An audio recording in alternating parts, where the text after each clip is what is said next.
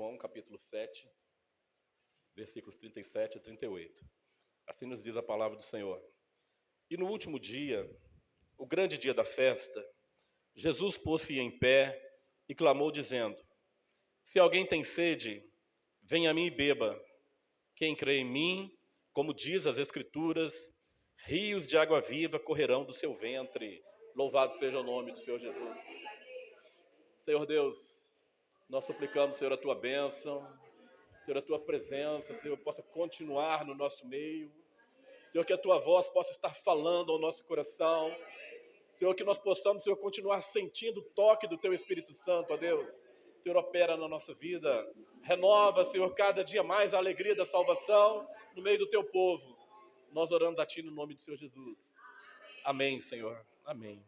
Glória a Deus. Irmãos, podem se sentar. Irmãos, o primeiro texto.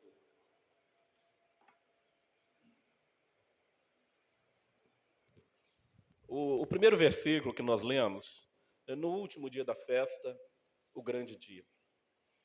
Jesus, ele foi convidado para essa festa. Todos os judeus deveriam participar da festa, mas a palavra de Deus diz que tem um tempo determinado para todas as coisas. Deus tem um tempo para agir na nossa vida. Não adianta nós queremos apressar a bênção de Deus na nossa vida. No versículo 8 desse mesmo capítulo diz assim: Subi vós à festa, Jesus falando aos discípulos. Eu não subo ainda a esta festa, porque ainda o meu tempo não está cumprido. Então o que nós vemos é que Jesus tinha um tempo determinado para que ele estivesse ali no templo, no meio daquela festa, e que ele trouxesse essa palavra maravilhosa que nós acabamos de ler. Deus tem um tempo determinado na eternidade para agir na nossa vida.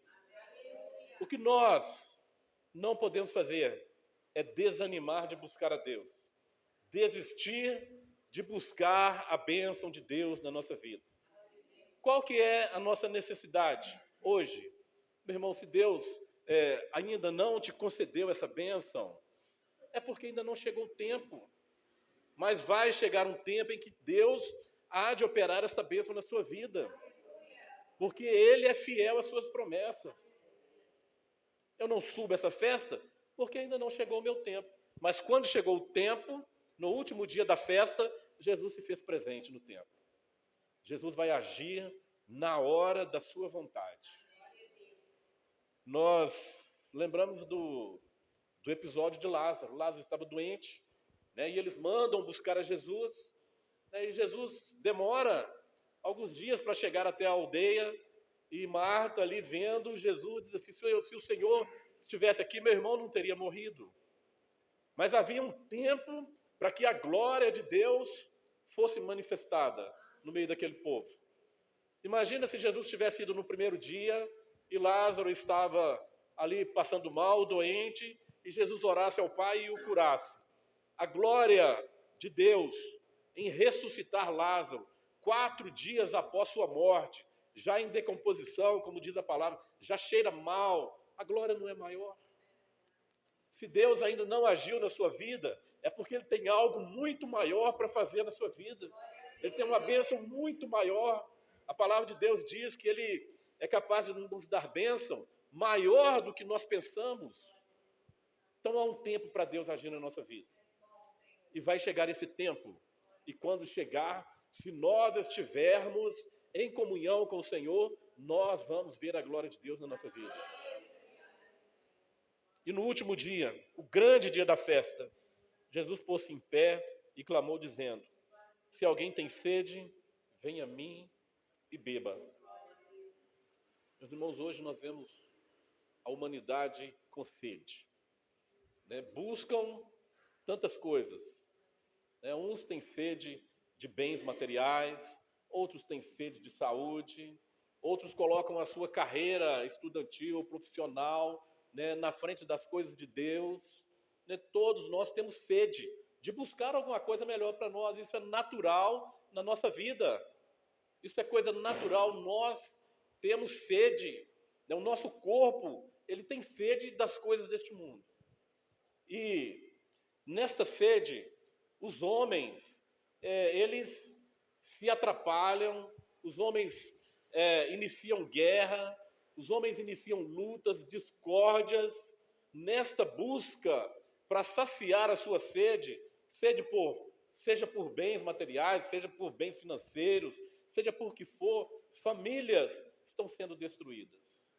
O certo é que o ser humano, na sua naturalidade, ele tem sede. Ele quer buscar tantas coisas. Nós falamos também da água, sede da água. A palavra de Deus nos fala que Jesus, ele ofereceu água ao povo. Porque quando Jesus olhou aquele povo que estava ali no templo, olhou a multidão e sondou cada coração, Jesus viu a necessidade de cada um e ele percebeu que aquele povo estava sedento de algo ainda maior do que simplesmente um copo de água. Deus sonda nosso coração. Ele conhece as nossas necessidades, a nossa sede. A palavra de Deus nos aconselha a termos sedes de justiça. Bem-aventurado aqueles que têm sede de justiça. É o conselho de Deus. Então a sede é algo natural da vida do homem. Mas, quando nós encontramos uma fonte, nós estamos com sede, seja ela de que aspecto for. Vamos colocar sede de água, da água natural. Quando nós encontramos alguma fonte, né, nós temos duas atitudes. Se nós estivermos com sede, nós vamos aproveitar, cuidar daquela fonte, né, e saciar a nossa sede ali. O viajante pelo deserto, né, alguns dias ali, né, regando a água, né, e aí a água acabando, naquela situação, e ele preocupado, talvez o seu destino ainda está longe, e o sol ardente ali durante o dia, ele encontra um oásis ali no meio do deserto, ele encontra uma fonte de água, ele vai cuidar, ele vai preservar essa fonte de água, se ele estiver com sede. Mas se ele não tiver a consciência de que ele está com sede, ele não vai cuidar daquela fonte. O que os homens precisam hoje é entender que todos nós temos sede do Senhor Jesus na nossa vida.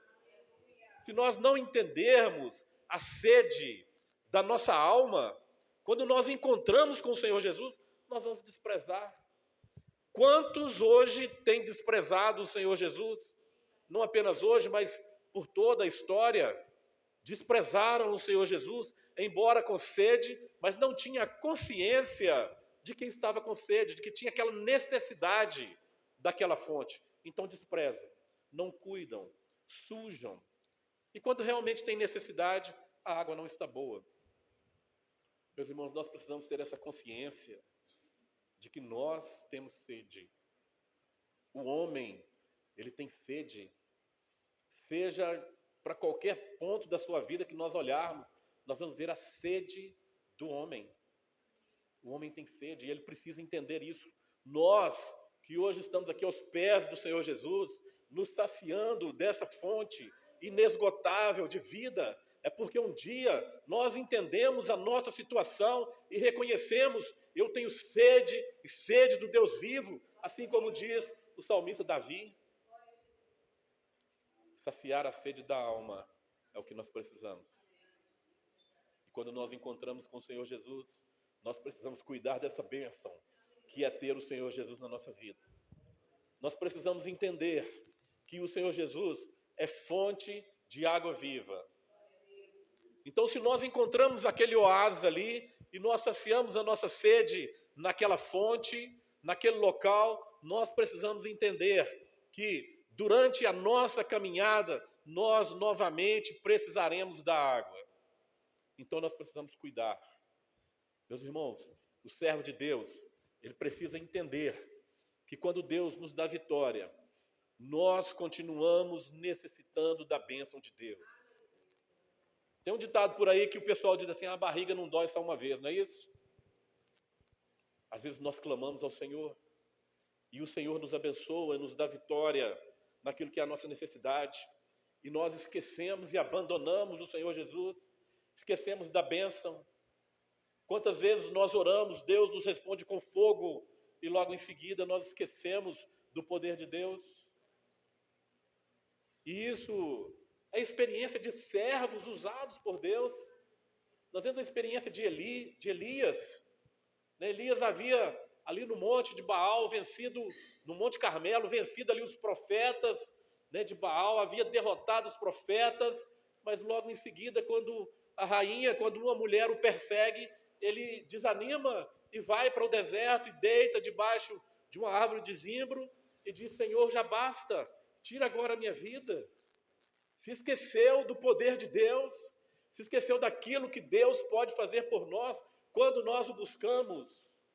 Então, sempre que nós nos saciamos na presença do Senhor, nós precisamos ter uma consciência que enquanto nós estivermos neste mundo, nesse plano, enquanto nós estivermos aqui, nós temos a necessidade constante do Senhor Jesus na nossa vida. Não podemos nos esquecer. Ele é a fonte de águas vivas. A palavra de Deus diz aqui, Jesus diz: quem crê em mim, como diz as Escrituras, rios de água vivas correrão do seu ventre. O que nós precisamos é crer no poder do Senhor Jesus. Como que nós vamos crer? Muitas pessoas hoje dizem que creem. Até o irmão hoje estava falando comigo. Eles falam que creem em Deus, mas vivem uma vida longe dos caminhos do Senhor. O crer em Deus, quando Jesus coloca ali, quem crê em mim, Jesus coloca ali uma especificidade. Jesus especifica como que é crer nele. É crer no Senhor Jesus assim como diz as Escrituras. E como que diz as Escrituras para nós crermos no Senhor Jesus? É crer em obediência ao Senhor. Muitas pessoas creem, mas não obedecem. A palavra de Deus diz que até o diabo crê. E faz mais do que muitos de nós. A palavra fala que ele crê e estremece. Muitas vezes nós dizemos que cremos, mas nós não nos estremecemos diante da presença de Deus. Às vezes nós não damos o devido valor ou não buscamos da forma que nós precisamos buscar a Deus. Nós precisamos ter temor de Deus. Como que é crer? O Senhor Jesus disse: aquele que crê em mim, como diz as Escrituras, é em obediência e em temor ao nosso Deus. É buscando comunhão, intimidade e santificação ao nosso Deus. Isso é crer. Quem crê em mim, como diz as Escrituras, rios de água viva correrão do seu ventre. Nós precisamos entender que quando a palavra diz que rios de água viva correrão do seu ventre, não quer dizer que nós agora não temos mais a necessidade de Jesus como aquele que é o sustento da nossa alma. Agora rios estão correndo de mim, eu não tenho necessidade mais do Senhor Jesus. Nós não somos o rio é o Espírito Santo. Jesus é a água viva, a palavra do Senhor Jesus é água viva. Nós somos um canal para que essa água possa saciar a sede dos outros. Nós somos usados por Deus para saciar almas, saciar vidas e levar a palavra de Deus. Nada mais que isso. Rios de água viva correrão do seu interior. Quando o Senhor Jesus também encontra com a mulher samaritana, ele fala para a mulher samaritana: aquele que beber da água que eu lhe der, jamais terá sede, porque rios de água viva saltarão do seu interior. E a primeira coisa que aquela mulher fez, quando ela entendeu que ela seria essa pessoa usada por Deus, que seria instrumento na mão de Deus para saciar a sede dos homens, ela vai até a cidade e anuncia: achei o Cristo. Porventura não é esse o enviado de Deus? Meus irmãos, águas vivas correm do nosso interior mas nós precisamos alcançar as pessoas. Essa água precisa saciar a sede das pessoas, e Deus quer usar a mim e a você. Rios de água viva estão correndo do nosso interior para abençoar as pessoas, para alcançar as pessoas para Deus. Rios de água viva correrão do seu ventre. Você é um rio nas mãos de Deus. Você tem água viva, tem a palavra viva para transmitir. Nós não podemos saciar a nossa sede e isso está tudo bem. Nós precisamos amar as pessoas. Quantos estão perecendo hoje no mundo? Como eu disse no início, quantos estão correndo de um lado para outro, buscando saciar a sede de diversão, saciar a sede de riqueza, saciar a sede de saúde. Quantos estão por aí correndo em busca de saciar a sua sede? E nós, com rios de água viva fluindo do nosso ser, nós precisamos alcançar essas pessoas.